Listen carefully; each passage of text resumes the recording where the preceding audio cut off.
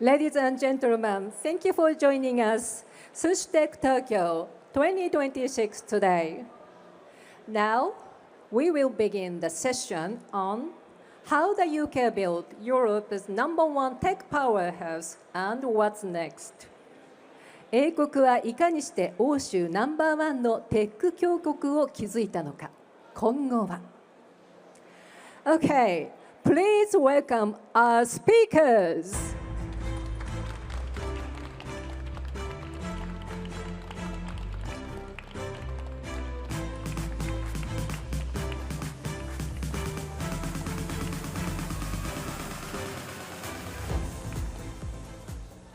Hello, testing. Can everyone hear me at the back?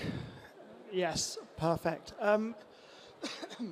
Thank you so much for joining us today. How did the UK build Europe's #1 tech powerhouse? Over the next 45 minutes, we're going to talk on the ingredients that make the UK a great place for innovation. We're going to discuss a little bit more about what the UK and Japan can do together in partnership. And finally, we're going to address some of the challenges that we may be facing and what's next. Let me introduce myself first before handing over to our panel members. My name is Jack Jones. I'm our Councillor for Technology and Life Science Investment at the British Embassy in Tokyo. What does that mean in practice? Our aim is to get more Japanese technology companies doing business in the UK, but also getting more Japanese capital into the UK technology ecosystem.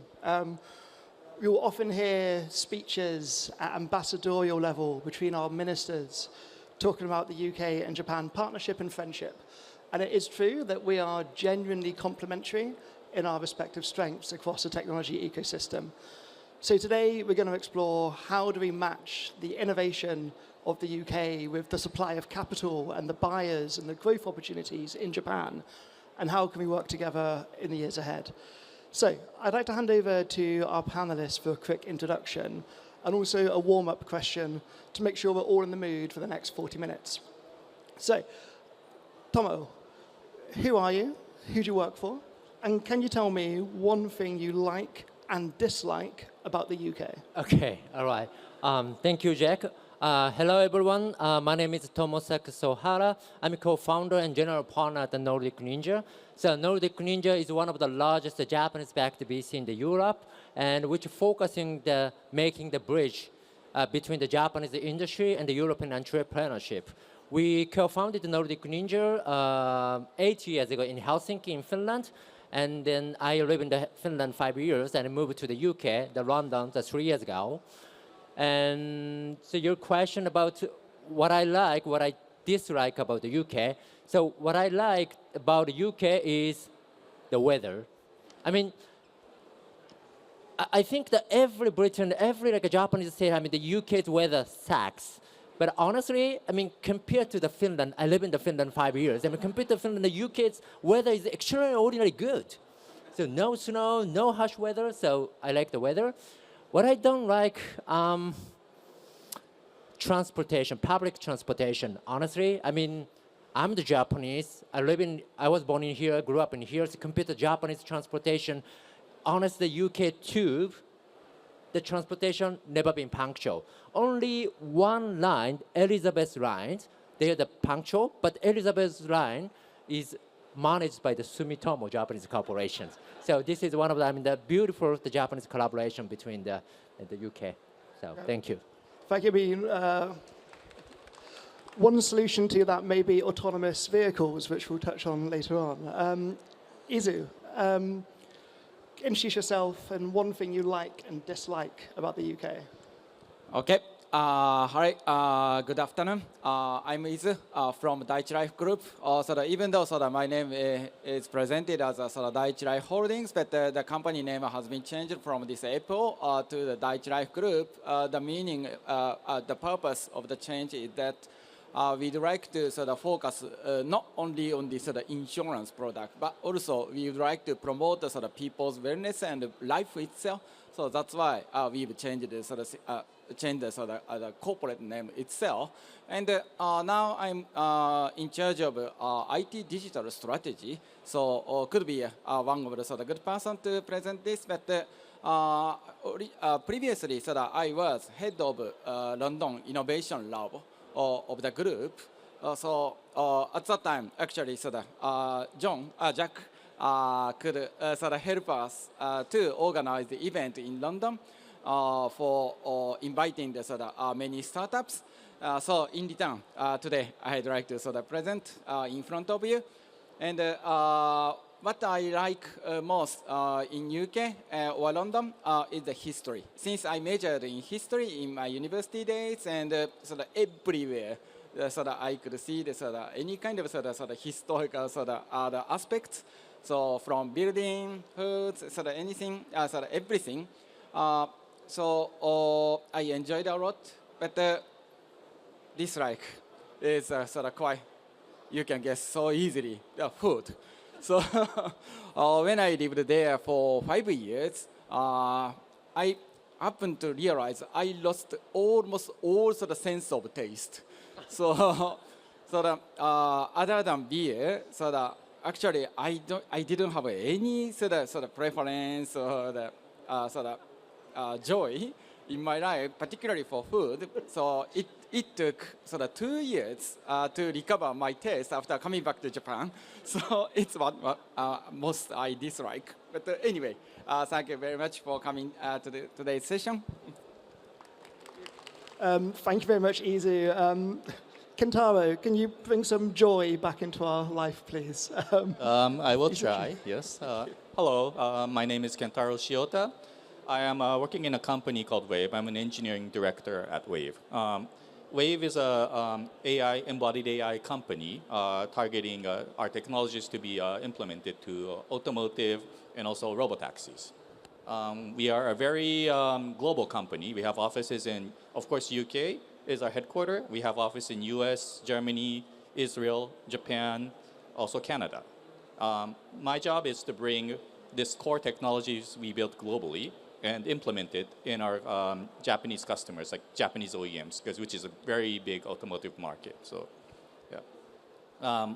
What I like about UK, I think every visit I do, everyone I meet is very nice, very humble, and I think I feel some similarities actually with Japan. So, every visit has been very pleasant for me. What I do not like, apologies, but.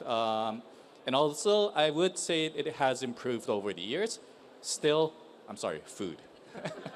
I think that part needs some more improvement. Yeah. Great. Thank you so much. So I want to turn on to our first of 3 topics now, which is why the UK? The UK is the world's 3rd largest technology ecosystem by valuation. We have over 3,500 AI companies. 4 of the world's top 10 universities are based in the UK. So we've got all these different ingredients, but what I'd love to hear from our resident UK company on the panel is, in your opinion, what are the 2 or 3 most important things that led to the growth and success of Wave so far? I think one is the fact that we have a very strong backbone in terms of technology. This originated from, as you said, a strong university focused on research, especially AI is very strong. Another one is that the company actually the whole UK is always thinking globally, trying to reach out to many different other countries and making sure that there's collaboration. So I think these are the 2 points that made the improvement. Yep. Great, thank you. And turning to Tomo from an investor point of view, when you are looking at UK companies, what are the factors that stand out as this company is going to be a success? Well, I think one of the biggest underestimated strengths from the UK startup ecosystem is the ability to turn them the world-class technology or innovation or scientific background into the VC-backed, scalable, investable company. I think faster than any other country in the Europe, by far. And of course, this is kind of like a combination from like entrepreneurship and capital and a mindset. But I think, this is one of the biggest factors why the investors like us are very excited to invest in the UK companies. Great, thank you. And Izu, I mean, you've described yourself to me before as an evangelist for the UK innovation ecosystem. And I believe your exact quote was, I want every Japanese insurance company to have a lab in the UK. What was it about the UK that made it such an exciting place to start and grow your innovation lab?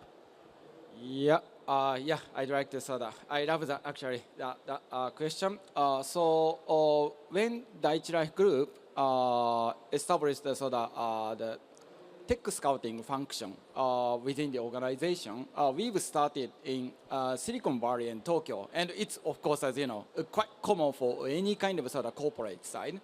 But after 2 years, we've found there was a quite interesting opportunity in the UK. So that's why I was asked to establish London Innovation Lab, and became first head of London Innovation Lab.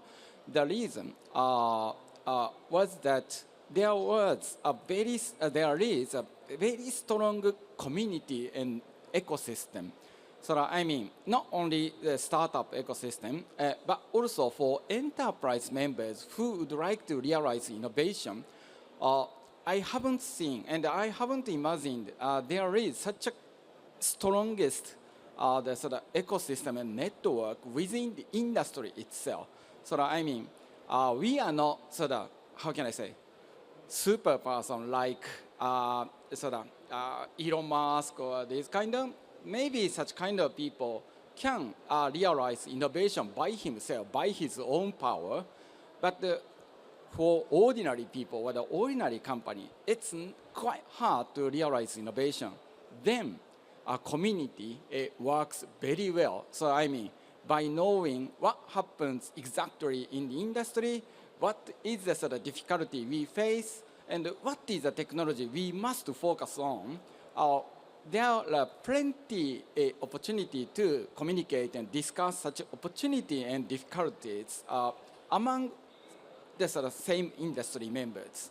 So that's a great benefit for us to drive something. Since, let's say, you can imagine, when I go back to the company to report something to recommend, then if I just said, oh, I strongly recommend to promote this, but maybe it doesn't work so well, since it's just a personal opinion. But if I say, oh, every industry member said so, then it can be much easier.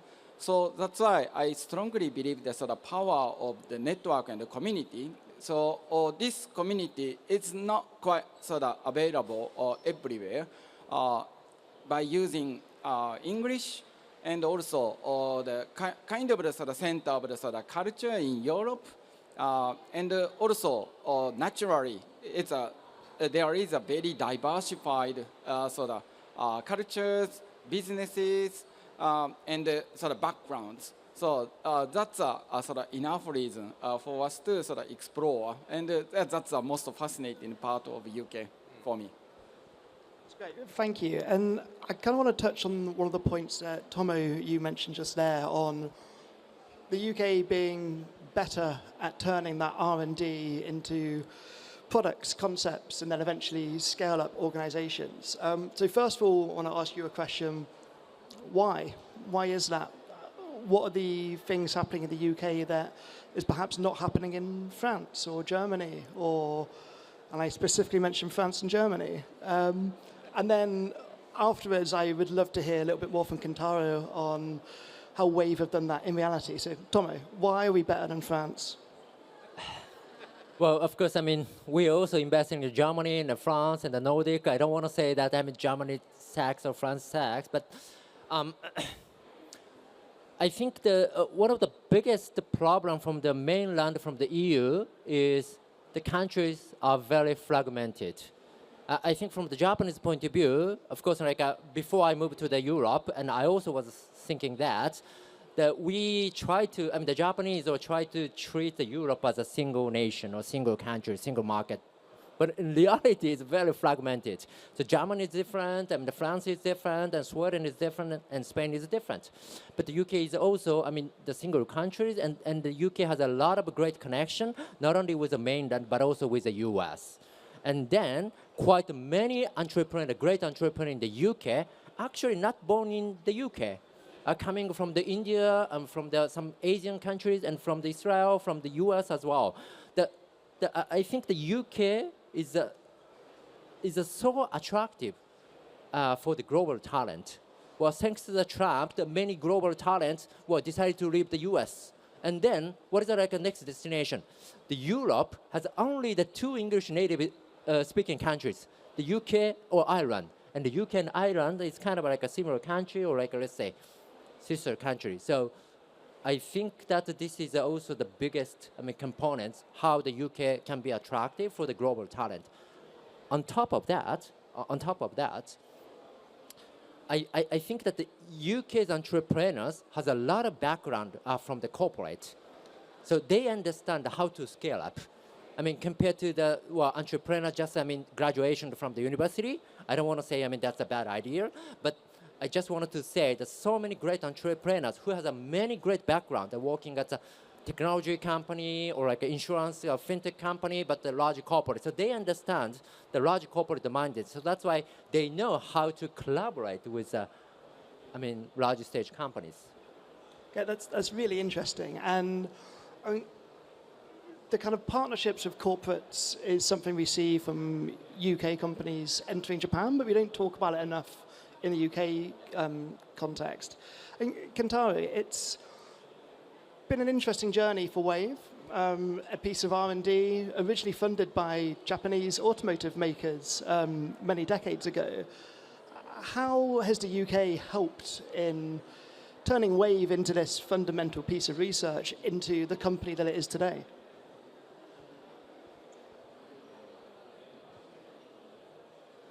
Sorry, can you repeat? Sorry.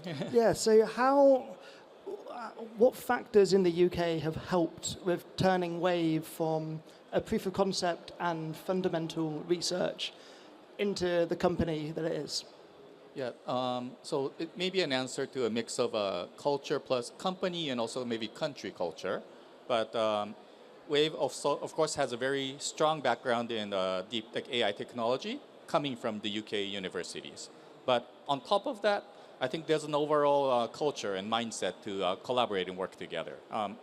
Wave, as I explained, is a company with multiple locations. Like time zones-wise, UK, Japan, US is actually 8 hours apart. So it has like you need a tremendous effort to make sure you stay connected. And the company culture, and also probably coming from the country, is the ability to make sure that there's a collaboration. And everyone is willing to collaborate, talk to each other, be humble, learn from each other. And that capability lets us expand, I would say, to make sure that we can, it's not just our technology in UK, it's expanding to make sure that it can be productionized. So this is my feeling, yeah. Great, thank you. I'm going to end this segment on the UK strengths with a lightning question. So just a one-word answer, and we'll explore it a bit later. Outside of London, which city or region should the audience be looking to when making their next investment or their next trip to the UK? And I'll start with you, Kentaro. Yeah, I think I'm going to have to defer that to the other members. Our company is fully focused on London right now. So, Izu. A bit tough for me since we were not so active in other cities, but actually we've observed several promising places in UK other than London. So it was they were actually Oxford and Cambridge. When I visited there also there were very strong community and network, of course centered by the strong universities. So university itself has a very strong appetite toward business realization as well. So it was sort of different sort of experience for me to see the kind of sort of connection and strong sort of connectivity actually. Great, thank you. Tomo?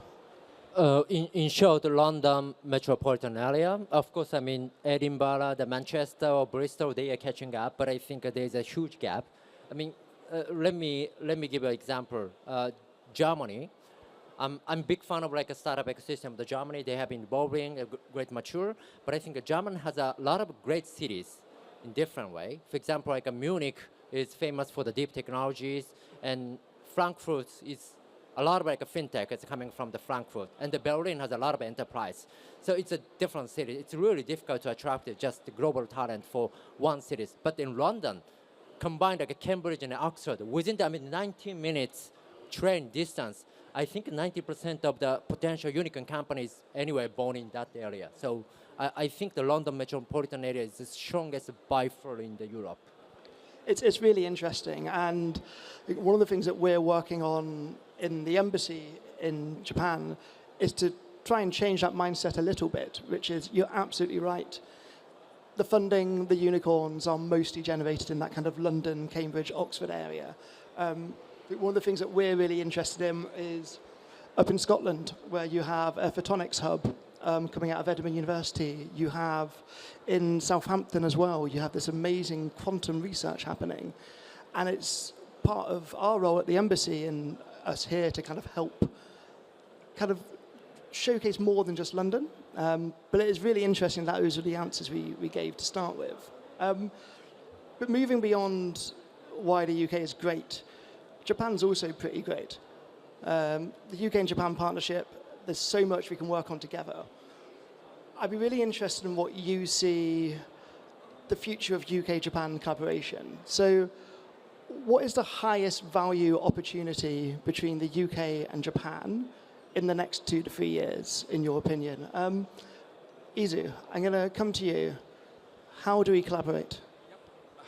Sure. I cannot say only about a very positive thing, but at the same time, this could be sort of really vital for all sort of Japanese sort of corporates together with the UK corporates. So as you notice, sort of we have observed the emergence of the agentic AI this year. So this was announced by Anthropic this February. So even though actually I was the head of digital innovation, I found that time has been changed due to the emergence of agentic AI. So it was really a sort of surprising level. And from now on, we may need to change our approach itself to realize innovation by using generative AI and agentic AI. So it's really a sort of game-changing sort of moment. And then I think we must admit we are not a sort of provider of such core engine of agentic AI and generative AI. They are all from Silicon Valley or US. But the most important thing for all corporate is how to use and adapt such technologies, implement such technology into our business. So I mean, how we can change our business by ourselves by using these technologies. Since technology itself is not a business, it's just an engine. But from now on, since we are not a producer of such generative AI or agentic AI, we must figure out how we can create a sort of innovation within the company.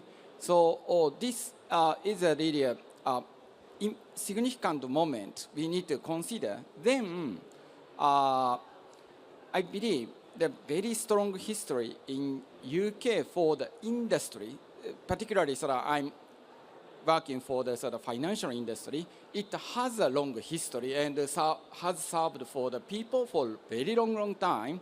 But how we can change our business, it's really a matter for our existing business itself. So it means we need such background and sort of strong background of the sort of established business, then how we can change our business. Then in this way, since we are not the sort of the country like US, there are heavy regulation, the customer protection. We required the customer protection, but still we need to change our business model itself. So together, sort of by going together, I believe, my strong belief from now on is that we can find out the sort of next business model within a few years by going together. So that I'd like to emphasize the importance of the community, particularly sort of global level community from now on. Thank you. And Tomo, from an investor perspective, where are the growth opportunities for UK and Japan? Well, I think there's a lot of area that we could explore. I mean, between the Japan and the UK collaboration.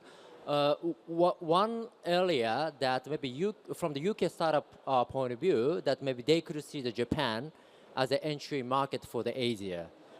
As I mentioned earlier, that I mean, the UK, even though geographically UK is a part of the Europe, but UK is not a EU.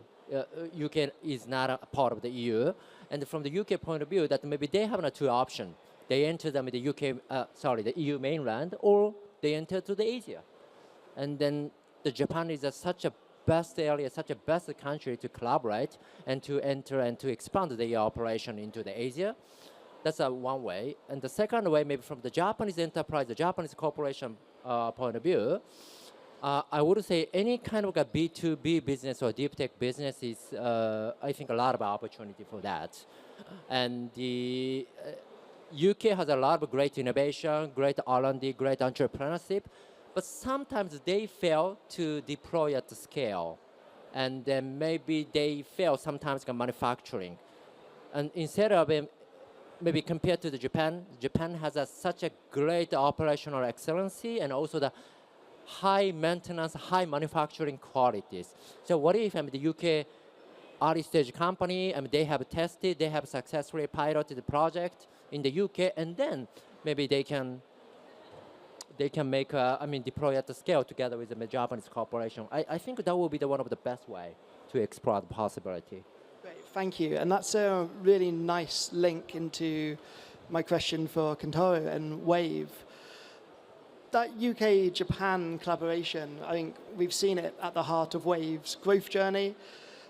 Be really keen to hear a little bit more from you on what that journey has been, the role of the UK-Japan relationship, and what's on the horizon in the next few years. Yeah, maybe a simple explanation is that Japan has a very large market or potential for, especially on the automotive industry. All of the large OEMs are from Japan, or maybe a lot is in Japan. Also, Japan has what it takes to make sure that bring things into production, more attention to quality. These are kind of the good traits to bring things to market.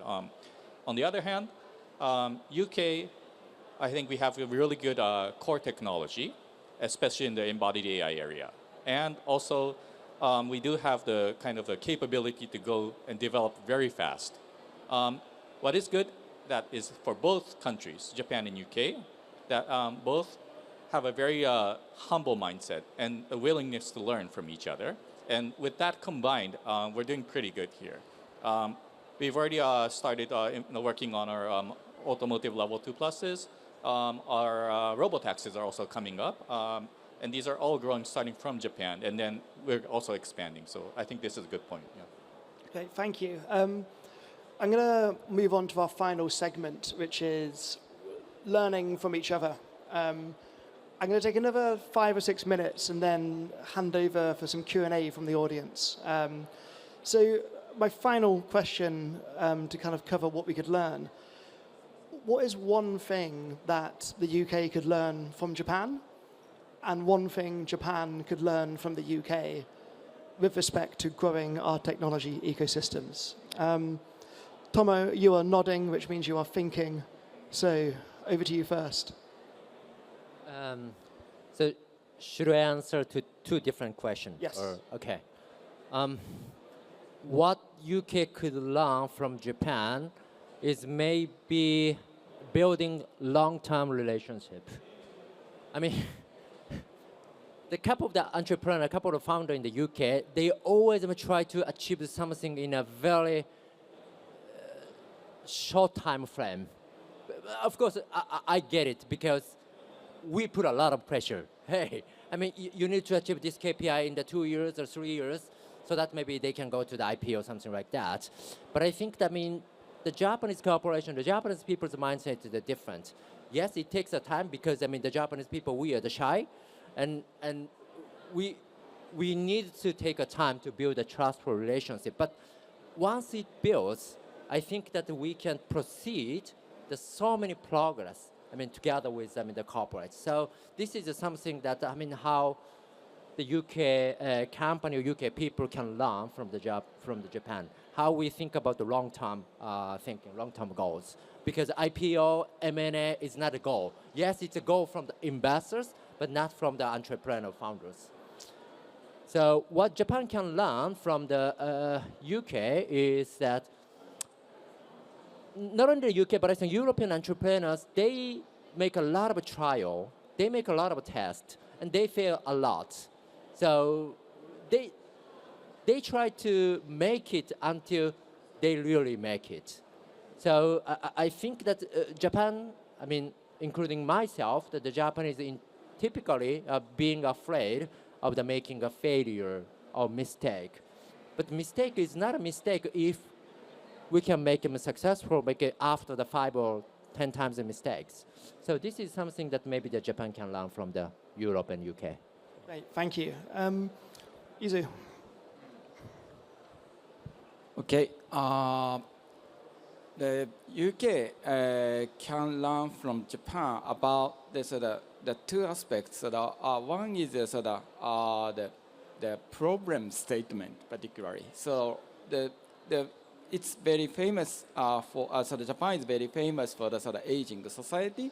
So I mean, we Japanese tend to good at recognizing the problem, but on the other hand, I've never seen this final solution. How to cope with it. Little by little, we have been improving how to conduct with, but it's not a very fundamental solution.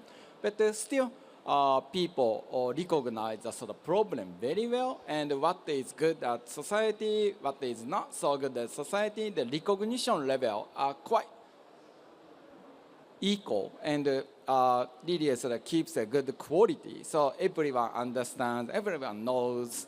So with any Japanese people or UK people can discuss how we should address or what is a problem happen in Japan or this kind of thing. So this could be a good learning opportunity. And at the same time, as you know, Japanese are really sometimes optimistic toward using AI. So we are all fascinated by the potential and usefulness of AI. But I know that in Europe, sometimes there are the skepticism or the awful mindset toward using AI. But maybe Japanese corporates are not so much. So in this sense, the mixture of our work could be fine. And what Japanese can learn from the UK is really vice versa. So I observed lots of very serious attitude toward the social problem, including the aging society. So they have asked to me a lot, how it's going, what's the countermeasure in Japan, or this kind of thing. So, but I really love the kind of approach. So the UK people are so honest toward the social problem, and also they are very good at particularly regulations, how to manage it. So actually, in financial industry, we've observed lots of regulation come to originate from the UK government one. So actually, we've sort of invested in the several sort of companies in UK in order to learn sort of how they adopt technology, how they conduct the sort of properly toward sort of fiduciary duty or these kind of things. So it is a really sort of good opportunity for Japanese corporate to learn such kind of sort of scheme itself and how to deal with by the company side. So in this way, I think there are lots of sort of the learning opportunity for both of us. So the Japanese can tell the sort of problem, and UK people can talk about the sort of direction. So it could be a sort of really good collaboration. Thank you. And finally, Kentaro, same question. Yes. UK can learn. I'm going to make it short. UK can learn from Japan how to be patient and how to pay attention to detail and quality. On the other hand, Japan can learn from UK how to go with agility and innovation. But what I'm saying is, of course, a little bit contradicting in a way. This is why it's important that the two countries are not working just on a surface level. It's a very tight bond that is needed to achieve something like this. Deeper discussions, very honest discussions, spending time with each other. This is what is at least enabling us to succeed in Japan. And I think this is also what is needed for success between UK and Japan. Yep. Thank you. We will close in 9 minutes' time, but we're going to hand over to you in the audience for a Q&A. So if anyone has a question for any of our panelists, myself included, please put your hand up, and we've got a roving mic to come around. Question at the very back.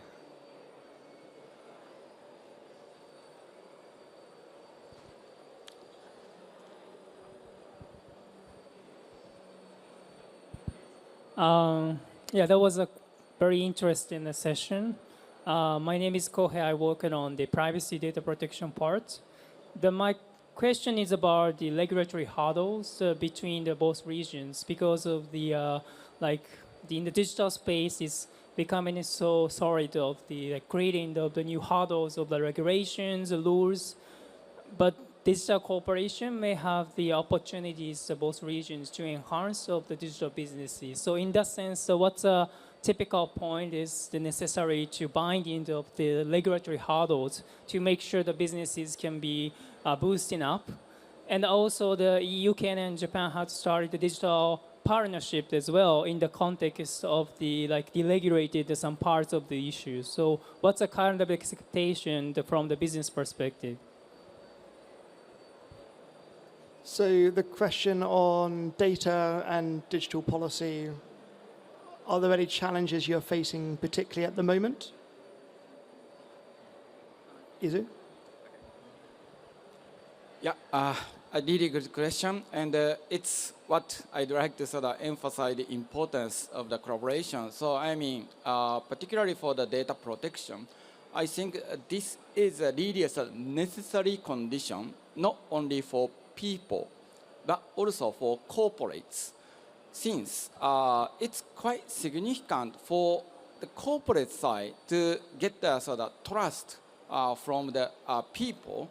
Then, in this sense, without proper regulations, how we can prove we are really sort of complying with the sort of how can I say, we are really putting importance on the sort of protection of the sort of data or so.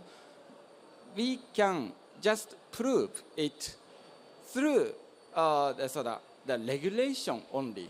So, we are fully complying with the sort of this regulation, then we can prove we are really confident that sort of we protect the sort of people's right and data.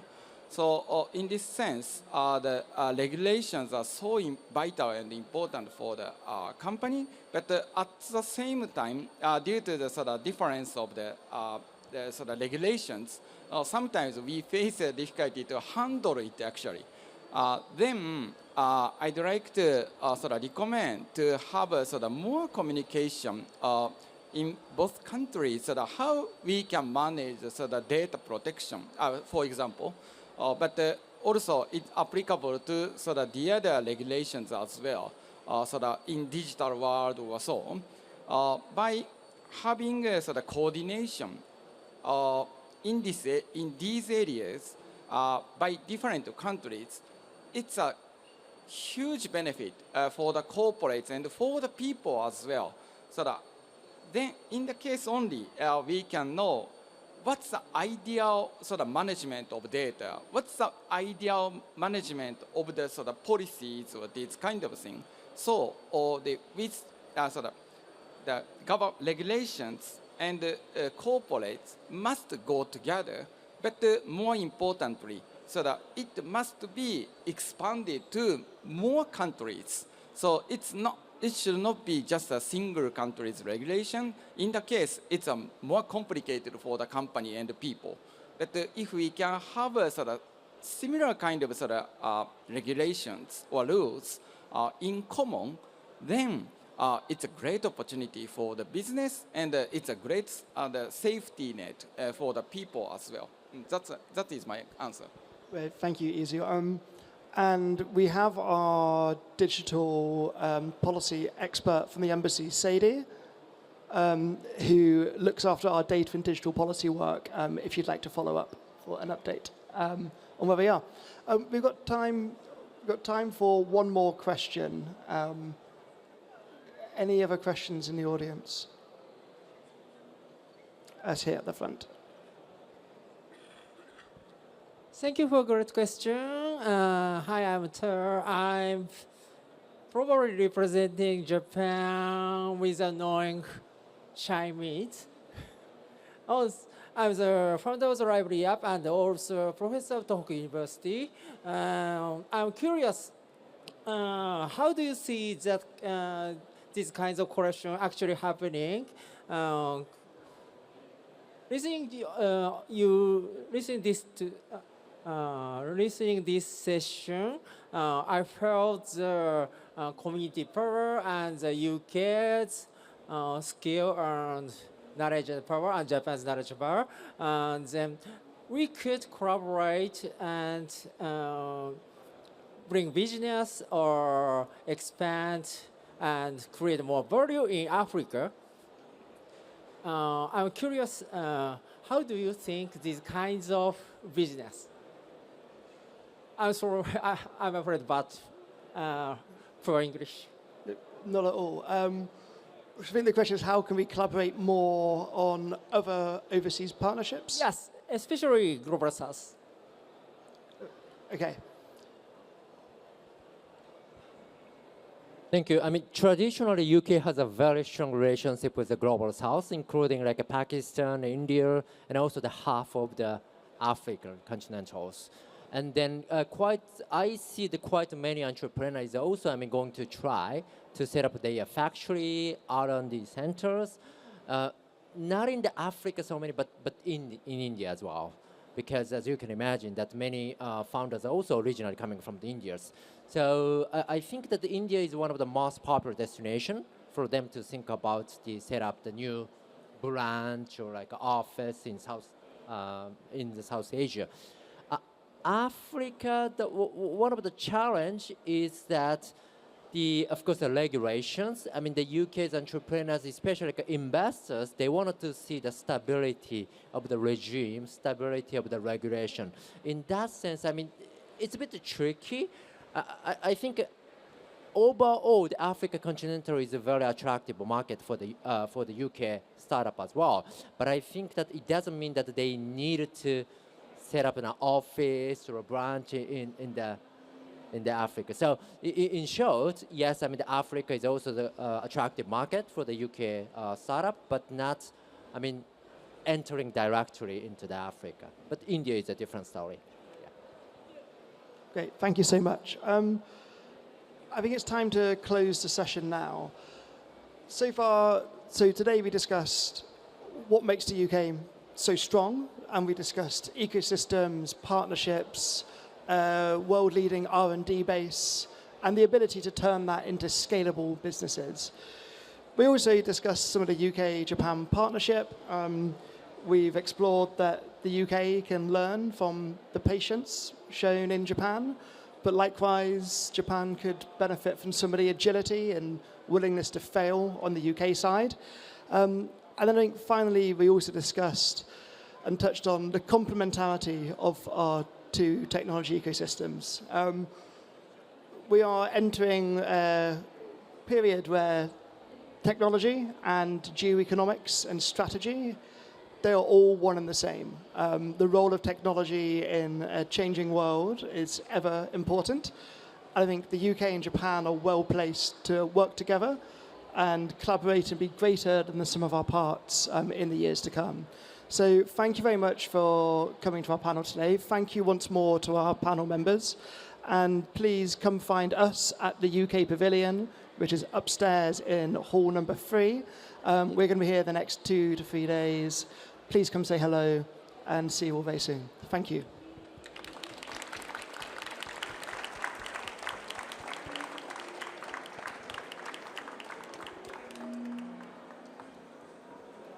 Thank you so much. Everyone, we hope you enjoyed the session. Thank you very much. Thank you.